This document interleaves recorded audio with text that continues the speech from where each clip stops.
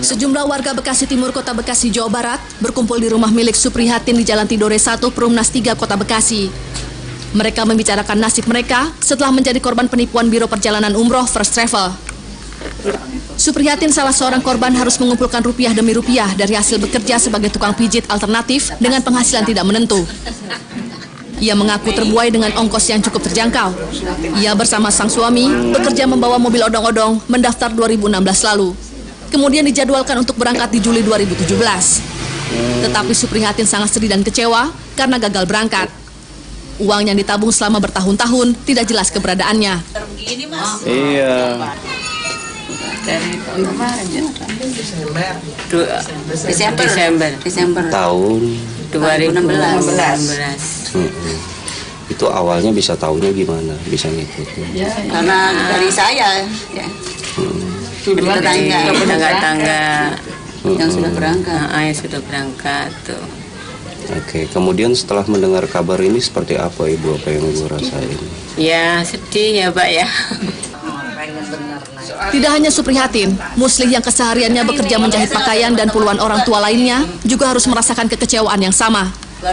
Meski koper dan sejumlah perlengkapan ibadah umroh telah diberikan pihak First Travel, namun ibadah umroh yang dinanti kandas di tengah jalan.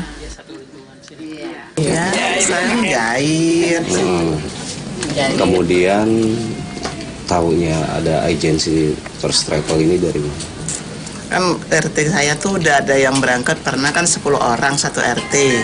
2005 tuh kalau ngikut itu kan murah. Gitu. Bagus gitu.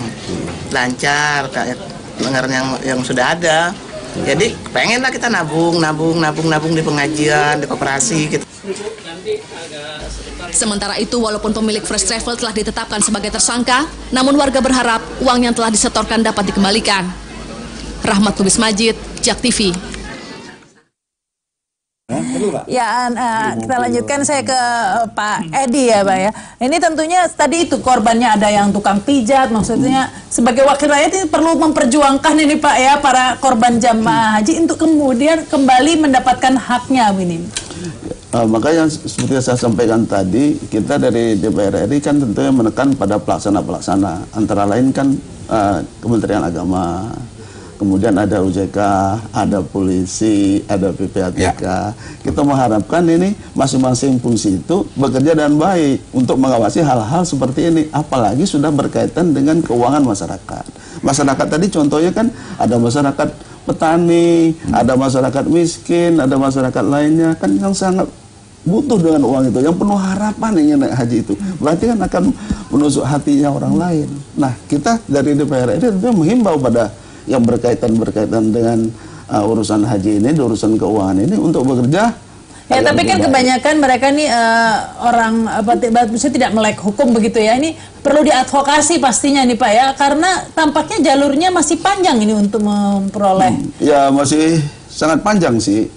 Seperti yang kita katakan tadi kan, bahwa pihak pelaku ini menjual konsep menjual rugi. Ya.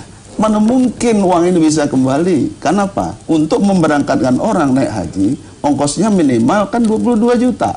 Sedangkan satu orang yang ingin ikut membayar 14 juta. Berarti kan anggaplah 1:2.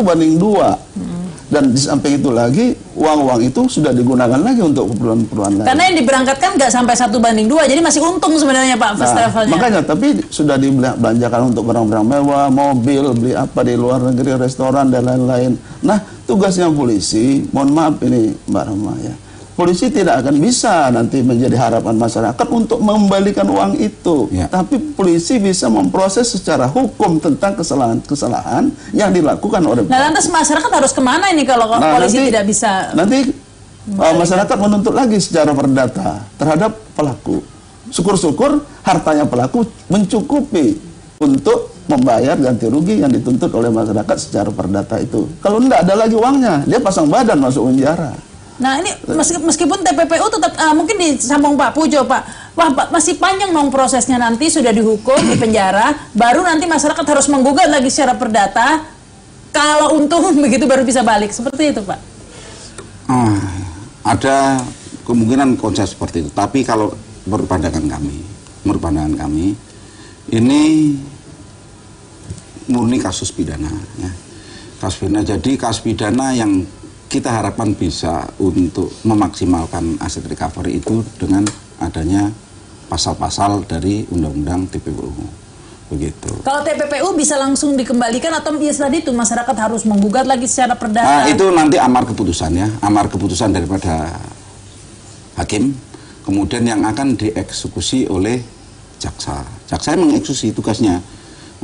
Seperti saudara saya pernah. Bisa langsung otomatis setelah putusan kemudian dibagikan ya, itu proses Mbak. Karena kan ini ada pihak yang terlibat. Satu apa yang harus dilibatkan ada Departemen Agama, Biro Penyelenggara Haji dan lain-lain pihak-pihak pengawas di luar untuk agar ini berapa sih harta yang bisa direcovery, kemudian berapa yang bisa dikembalikan ini. Nanti perlu ada terobosan tidak dari DPR ini Pak agar prosesnya ini masyarakat sudah dirugikan harus menunggu sekian lama begitu agar bisa lebih cepat. Ya kalau kita alami sih ya kita lihat dari DPR RI contoh korban-korban yang berkaitan dengan Bank Senturi gitu. Sampai sekarang tidak dikembalikan duitnya. Nah itu yang menjadi persoalan. Sedangkan Bank Senturi sendiri sudah pernah diangket sama anggota DPR. Kemudian yang dihukum baru 1 orang. Nah terus uang-uangnya yang kekayaan banyak itu di mana? Padahal antara lain uangnya Bank Senturi itu adalah uang masyarakat. Itu banyak yang menangis sampai sekarang, banyak yang agak sedeng, gila dan lain-lain untuk menuntut uang itu. Uangnya kemana? Nah ini apa yang salah dari proses hukum kita? Mengapa tidak bisa memenuhi rasa keadilan seperti ini? Perlu ada peraturan undang-undang khusus menyoroti tentang korban-korban semacam itu atau bagaimana? Jadi misalnya uang-uang yang tadi sekarang sudah ditambah lagi di undang-undang baru ada TPPU. Itu kan uang yang di hasil kejahatan dibelikan untuk barang lain. Kalau barangnya masih ada bisa disita oleh polisi. Kalau barangnya udah tidak ada kemana uang itu? Apalagi sebagian sudah di luar negeri itu. Ini mungkin bisa tetap diproses atau dicari sampai informasinya ke luar negeri. Cuma membutuhkan waktu yang lama. Tidak semudah yang kita bayangkan.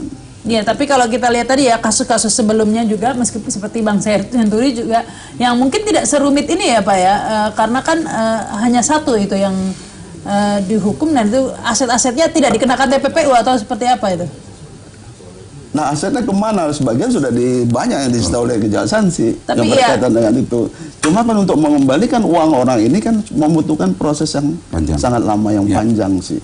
Ya ini seperti itu Pak Pujo ya, karena kalau ya tadi itu saya bilang kalau narkoba atau apa begitu kan bisa langsung disuting di media dimusnahkan itu barang bukti sitaannya begitu ya. Nah kalau uang ini media tidak pernah menyaksikan dibagi-bagi begitu kepada yang tertipu gitu tidak pernah itu Pak. Yang prosedur enggak begitu. Enggak seperti itu. Kalau orang yang ketipu yang gampang kalau ketipu yang mobil itu nanti begitu selesai sidang jaksa diskusi mobil kembali. Ada apa ya yang berhasil? Memang kembali. Kalau mobil bisa. Banyak. Jangankan belum sidang. Itu belum sidang sudah bisa kita titipkan pada pemiliknya. Untuk yang pakai untuk membantu dia. Tetapi nanti di sidang di bawah begitu. Karena memang milik dia. Tapi kalau uang jarang ya Pak ya yang kalau uang ya udah hilang aja gitu ya. Enggak lah. Enggak juga hilang sih. Karena gitu. Hanya nanti kemampuan negara dalam hal ini PPATK, polisi untuk membantu menegakkan rasa keadilan itu berapa bisa maksimal. Ini yang kita. Baik, nanti kita tanya juga ke Pak Salman sebenarnya uangnya itu dibuat apa saja sih ya begitu ya. Kita akan lanjutkan lagi setelah pesan-pesan berikut ini.